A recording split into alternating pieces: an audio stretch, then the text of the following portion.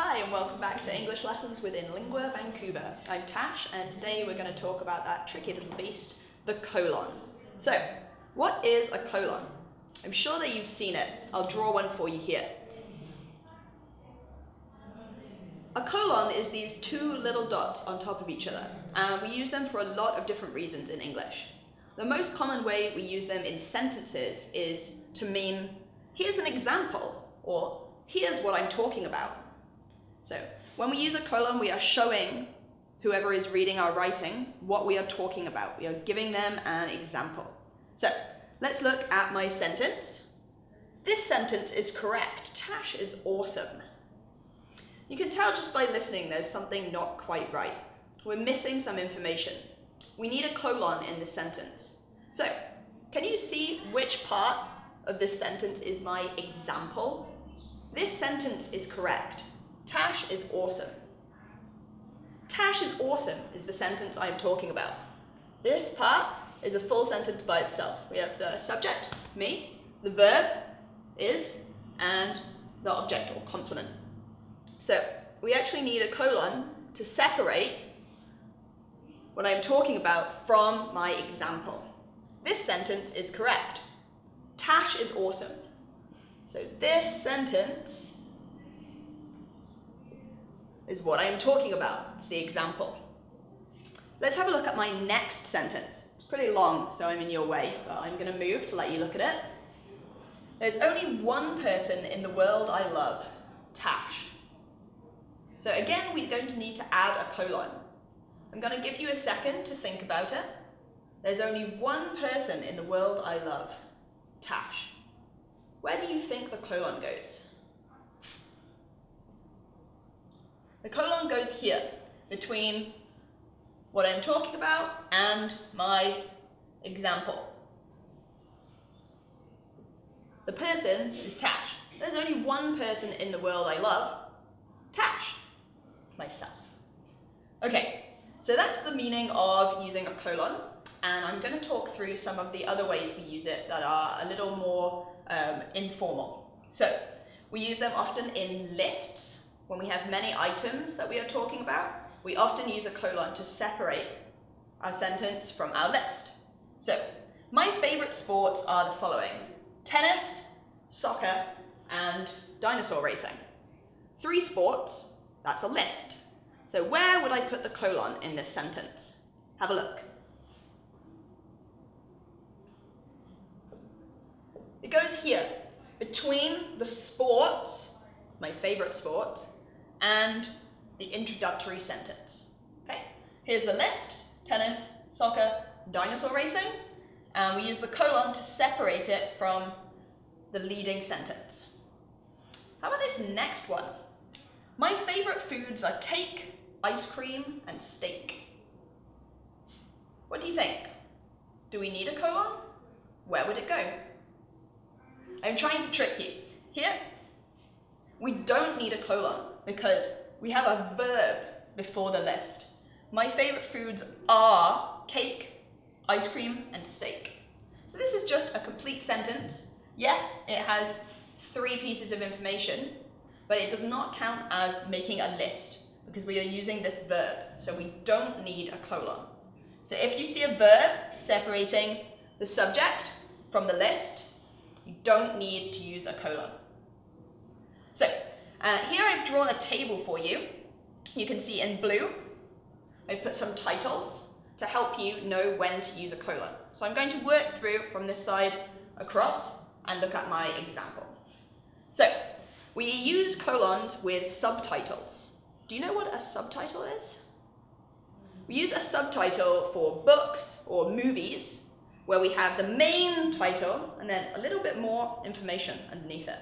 So here's my example. This is the book that I wrote. Not really. It's not really the book I wrote. Tash, Teacher, Hero.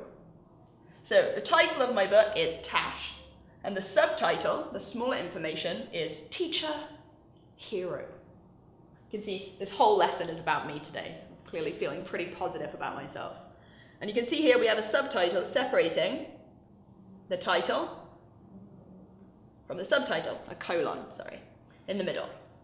We also use colons when we are telling the time, and I know that you've seen this, especially if you have a digital watch, okay, a watch that shows you the numbers.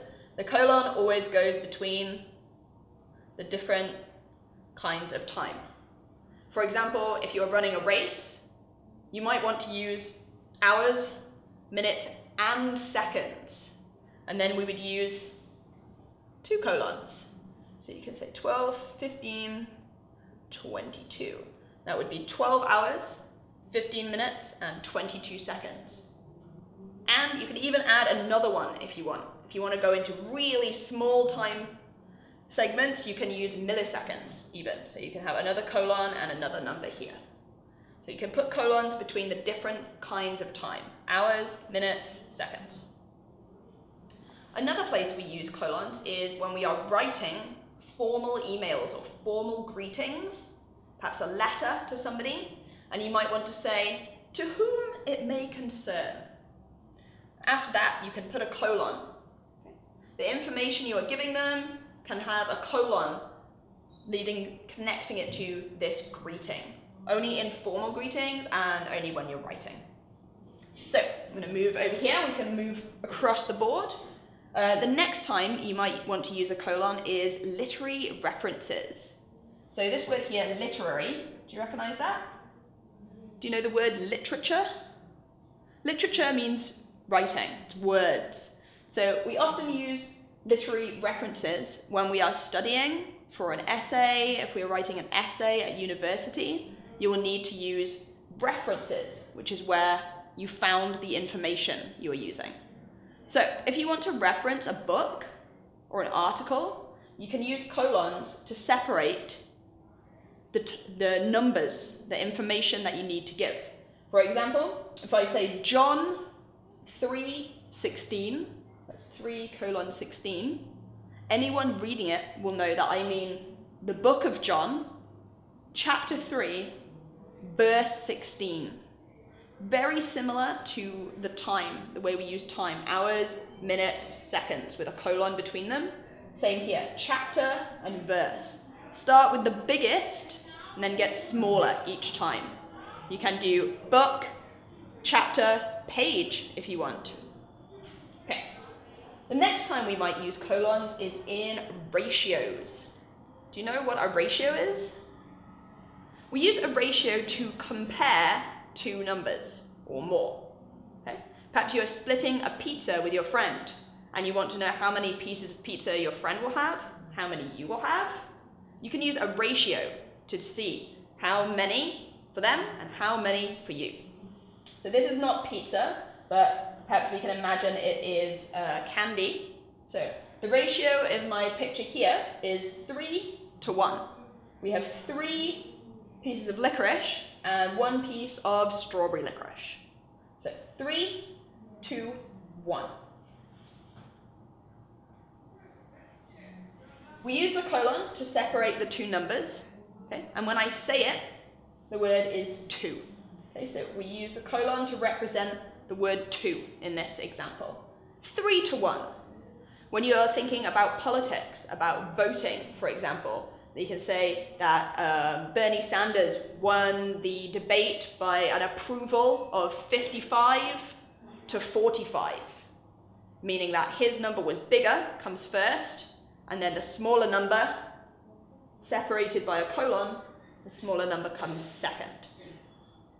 Another time you might want to use a colon is if you are writing a play or a screenplay and you are representing dialogue. So usually, if you're writing dialogue, we use those quotation marks, okay? But if you are writing a screenplay, something where you have many people and you name them, and give them some dialogue, you don't need quotation marks at all, not necessary. You can just put a colon to separate the person from what they are saying. And that's totally okay. If you see a script, we'll always have a colon between the person and the dialogue. So that's my table of uses for colons. And then I've got some notices down here. So we also use colons when we are giving instructions or warnings, especially with these 3 words. Caution, slippery floor. Wanted, teachers. And note, we are almost finished. I want you to look at these 3 examples and see if you can spot the difference in the grammar between them. So have a look. Can you see a difference? There is one that is different from the other 2. Here, what is different? We have a capital letter, uppercase letter. And here, we don't. And here, we don't. Do you know why? Have a look at the information. Slippery floor, teachers, we are almost finished. Okay. This is a fragment or phrase. It's part of a sentence. It's not a complete sentence. Same here, it's just one word. It's not a sentence. And our last example, we are almost finished. This is a full sentence. So for here, we can use a capital letter, and that's okay. But you don't have to. It's totally appropriate to use a lowercase letter after a colon if you want to. So if you get confused about whether you should or shouldn't, I recommend not using a capital letter, because then you are definitely correct. But you will see it written with capital letters sometimes, so I wanted to let you know that's also okay.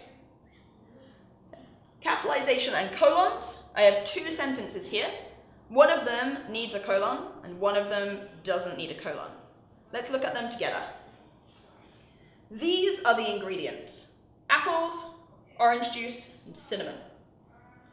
In the second sentence, I'm sure you know the saying, an apple a day keeps the doctor away. At the moment, I have my colon and my capital letter for both. It's up to you to decide which one is incorrect. This first sentence does not take a capital. Apples, orange juice, cinnamon. This is not a complete sentence, so we do not use a capital letter. Here, we would always use a lowercase letter.